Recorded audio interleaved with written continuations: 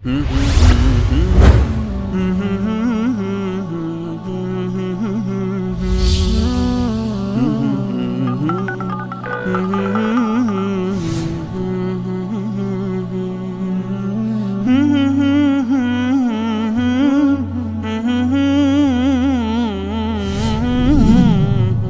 انصاری سلام علیکم.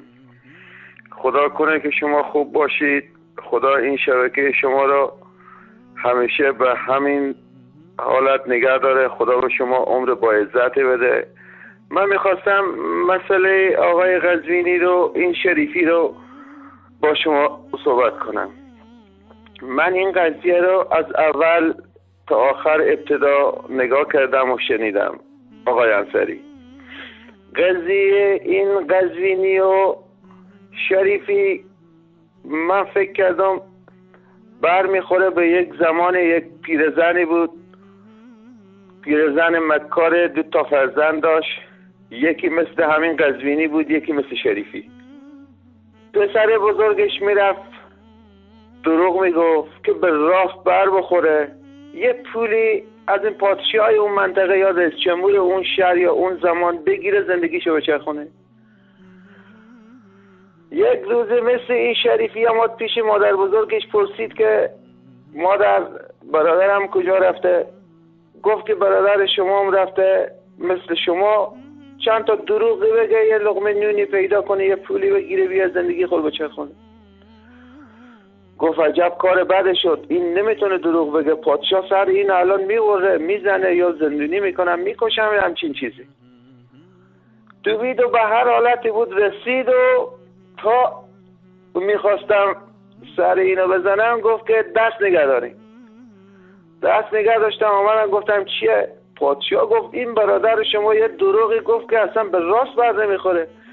گفت که من دیدم دیروز طول سگ ببخشید در آسمون وقوق میکرد. گفت که راست میگه، ما تو با هم بودیم. گفت چطور؟ گفت که این عشایرا زمان کوچ کردن بود، کوچ میکردم،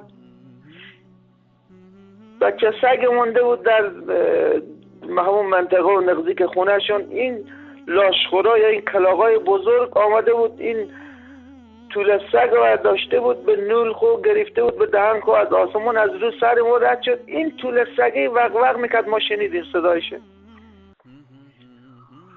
پادشاه باور کرد و یه پولی به اینا داد. اینا زمانی که بیرون شدم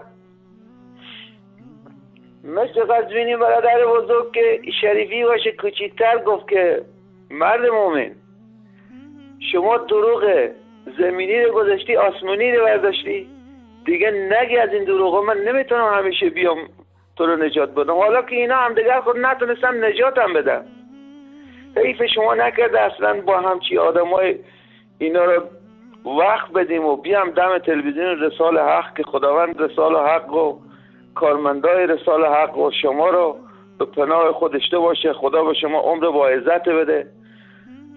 آقای انصاری، من از راه دور پیشانی شما را میبوسم. من اسمم غریبه، اهل افغانستان هستم، 25 سال به ایران زندگی میکنم. جگر ما و دست از این مردم پلوشه. شما را به خداوند میسپارم، خداوند که همیشه و تیار خوشحال باشین. خداوند به شما عمر با عزت بده، سربلند باشیم و سرفراز باشیم. خداوند دشمنان اسلام در سر تا سر این دنیا به هر جا که هست خار و ذلیل نگه داره. خداحافظ شما، خداحافظ.